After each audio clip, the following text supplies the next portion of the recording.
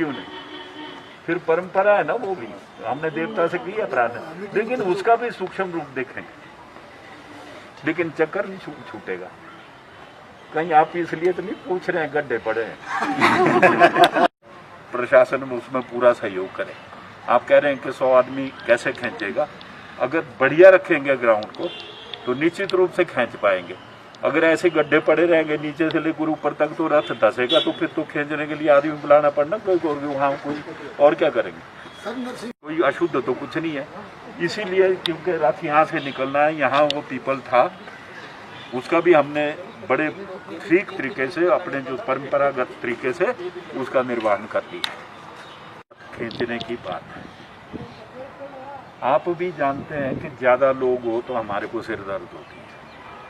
रथ कभी इधर जाता है, कभी उधर जाता है। यहाँ से लेकर जहाँ रघुनाथ का कैंप है वहाँ तक अगर आराम से रथ को खींचे तो सीधा जाता है, कोई ज़्यादा लोगों की आवश्यकता नहीं पड़ती। हम भी जानते हैं कोरोना है, जितने पुजारी रथ पर बैठते हैं उनसे भी आग्रह करेंगे कि भाई थोड़ा उसको कंट्रोल करें। तो जैसे मैंने कहा ना कि परंपरा नहीं टूटनी चाहिए, परंपरा निभानी चाहिए।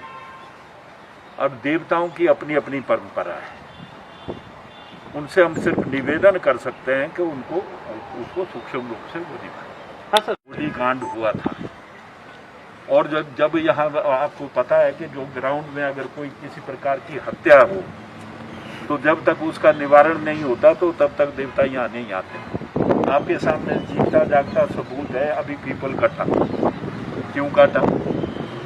क्योंकि वो ये हो गया था 72 में जब गोली कांड हुआ, 1 मरा आदमी या 10 मरे, उस जगह वो जगह अपवित्र हो गई। जब तक पवित्र नहीं करें तो तब तक परंपरा हमने निभाई अपने तरीके से।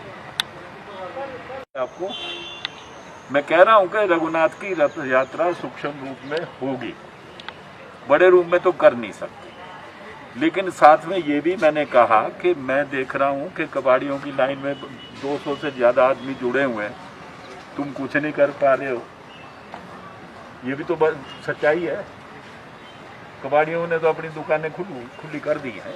तो ये सबके लिए, क्योंकि ऐसी जगह में कोरोना का फैलना ज़्यादा जो है उसको चांसेस रहते हैं, तो उन जगहों पे भीड़ लगाने के लिए थोड़ा कंट्रोल होना चाहिए। लेकर ही एक बात की गई है कि इस बार की विजयदशमी, क्योंकि कोरोना अभी भी है और लोगों के बीच में बहना उसका जो है असर भी है और डर भी है, भय भी, इसलिए सूक्ष्म रूप से परंपराएं निभाने की बात है।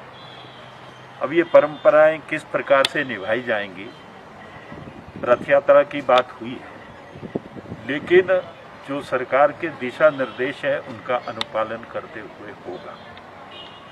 और मुझे विश्वास है कि लोग उसमें पूरा सहयोग देंगे।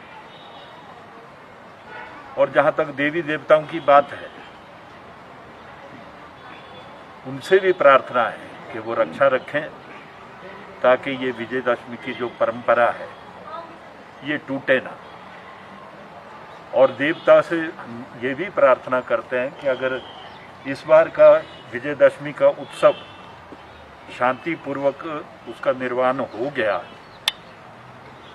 और कोरोना से भी रक्षा रखी, तो निश्चित रूप से हम कोई बड़ा कार्यक्रम करें। हम तो इतना ही कह सकते हैं, देवताओं के आगे मैं हठ नहीं करता। इसीलिए मैंने कहा कि जो बात हम यहाँ कर रहे थे, एक दफ़ा देवताओं को उसके अनुरूप जो है जाकर प्रार्थना करें। आज जब कुल्लू दशहरा की समिति की बैठक यहाँ देव सदन के प्रांगण में हुई है और जिसमें कुल्लू जिला के माननीय विधायक और कारदार संघ और रघुनाथ जी की ओर से श्री महेश्वर सिंह जी और अन्य सभी प्रमुख लोगों ने भाग लिया है और जिसमें एक लंबी चर्चा के उपरांत ये विचार किया गया कि हमको परंपरा का निर्वाह भी करना है, लेकिन जो सरकार के द्वारा दिशा निर्देश दिए जाते हैं, जो भी SOP बनेगा, उसके आधार पर हम दशहरे को सूक्ष्म रूप से करने की ओर अग्रसर रहेंगे। और जिसमें ये कहा है कि कोरोना के मामले नहीं बढ़ने चाहिए और जो भी प्रोटोकॉल तय होंगे उन सब के लिए हम लोग आगे बढ़ेंगे। और उसमें अभी लगभग सबकी सहमति ये बनी है कि इस बार देवी देवताओं को दशहरा में आने के निमंत्रण नहीं दिया जाएगा। और उसमें केवल मात्र ये है कि यदि जिनका पूजा में कोई योगदान रहता है तो उसमें इतना सा ये है कि वो केवल मात्र जो हमारे बोलते हैं घंटी दौड़ छो, ऐसा जो निशान के साथ जो 4-5 देवी देवता हैं वो उनके घंटी दौड़ थे वही आए। और बाकी रघुनाथ जी की जो यात्रा है वो हमारी बहुत स्मूथ और बिल्कुल जो यानी सोशल डिस्टेंसिंग के आधार पर जो संख्या निश्चित होगी उसका आधार पर करेंगे।